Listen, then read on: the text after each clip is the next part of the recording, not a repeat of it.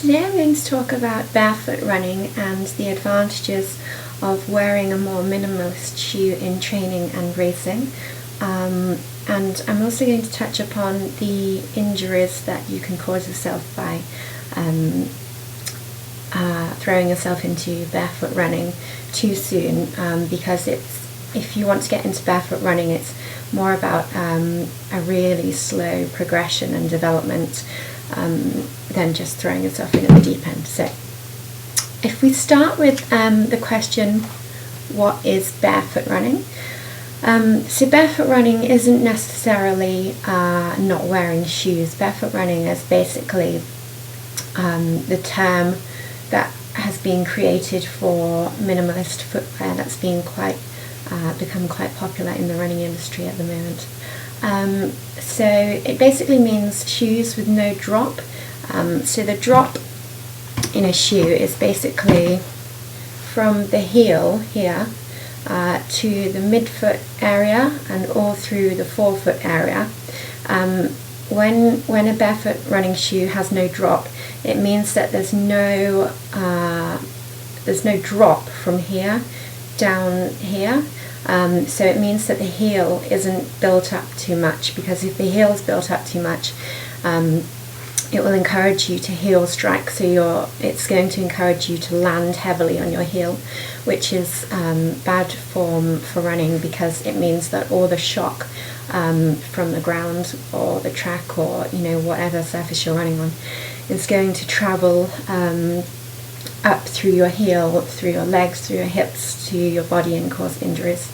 So that's basically what that means. So if we take a racing shoe like this, which is the Nike Lunaracer, this has a very, very limited small drop. So literally you can see from here, it's basically going all the way. There's a slight decline there, but nothing too serious. So all the way through the forefoot, it's almost completely flat. So that shoe also weighs in at, I think it's 7.5 ounces. So it's one of the lightest racers on the market, and the shoe that I religiously train in racing. This shoe is the New Balance, what's it called? New Balance, what's the name of it? Phantom Fit WRC 5000, whatever that means. Anyway, so as you can see in this shoe, there's literally no drop. It's just going straight across, and this shoe weighs in at, I think it's like 4 or 5 ounces. So it's literally like it's comparable to I don't know, to put it into perspective, this tablet weighs a lot more than this shoe does, which is crazy. So yeah, so there's no drop in the shoe of a barefoot running shoe, and it's going more back to the traditional kind of ways that runners ran like back in the day. So people like Roger Bannister, iconic runner from a long time ago, used to wear sort of very light canvasy, just like plimsolls, and they ran at really iconic times and iconic runners. So it's basically going back to that kind of simplistic form of running, and it's meant to be, barefoot running is supposedly meant to make you a more efficient runner, because you're running on your forefoot as opposed to mid and heel strikes. So you're running within the center of your gravity, which is meant to be smoother. So you can get conventional running shoes. They're quite expensive, but a few of the normal running makes like Nike and Adidas. Adidas do a shoe called the Adi Zero, which is quite a light racing barefoot running shoe. And like I showed you before, the Lunaracer is a really good lightweight racing shoe. New Balance make one called Minimus, which is also a good racing shoe.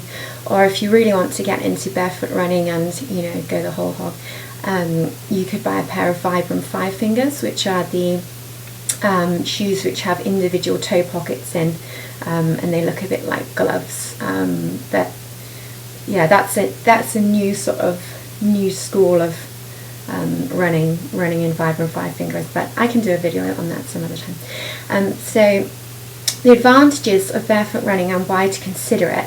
Like I said before, barefoot running, it basically forces you more onto the forefoot, so it's more like you're running on your tiptoes rather on the midfoot or, you know, a heel strike, which I said before is going to cause the shock of the ground to come up through your body and cause injuries such as, you know, stress fractures or strains and muscle strains and things. So it's seen as a more efficient style and form as you're not heel striking. So that's the theory behind that. Also, again, you're more in line with your center of gravity, and when you're running barefoot, there's a thing in the barefoot running kind of theory called finding your sweet spot. So your sweet spot is actually meant to be, it's kind of like when it all just like clicks together. So when you're running, like instead of being like, how can I put it? I don't know, some people when they're running, they're really like bending like all over different ways, but if you're running like within your sweet spot, it's almost like you're running, it's meant to be like really comfortable, just like it feels like completely natural. I can't really advise how to find your sweet spot, because I've always, running to me has always felt like the most natural thing in the world, so I don't know whether I was like running within my sweet spot, you know, 8 years ago, but it's one of those things where you just, you know, it just clicks and it just feels right. So barefoot running can help you find that, and once you found that, I think that will lead to less injuries as well, which is good. So how to begin, you should start off steady. So if you're running, you shouldn't really be running in a built-up cushioned shoe and then strip down entirely to like a lightweight racer or barefoot shoe. Ideally, if you can run on sand or grass or a treadmill even, in these lighter shoes to start with, that will help with the transition.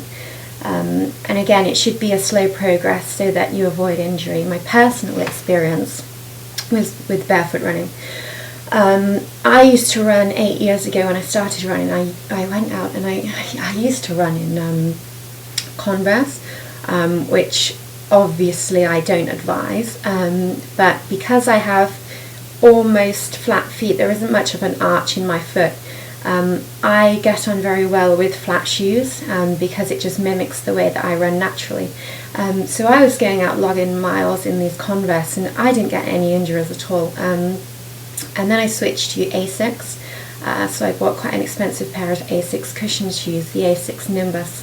And I just had injury after injury. I had a femoral stress fracture in my left hip, so I was on crutches for 4 months. You know, I couldn't even walk. I used to work in an office back then, and at the end of the day when everyone had gone home, I used to like walk up and down the middle of the room trying to walk properly, because I genuinely didn't think I would walk again after that.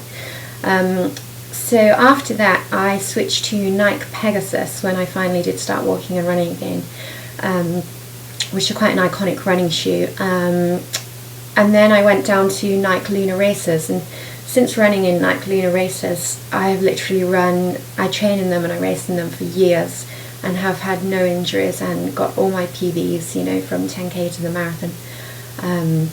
So barefoot running can be really beneficial to your running, but you just have to make sure you're doing all those things like I just mentioned, and finding the right shoe and building up slowly and finding a sweet spot, finding that spot where it just feels so comfortable and enjoyable that, you know, it just clicks, and it's just like one of those magic moments where everything just feels right and it all comes together.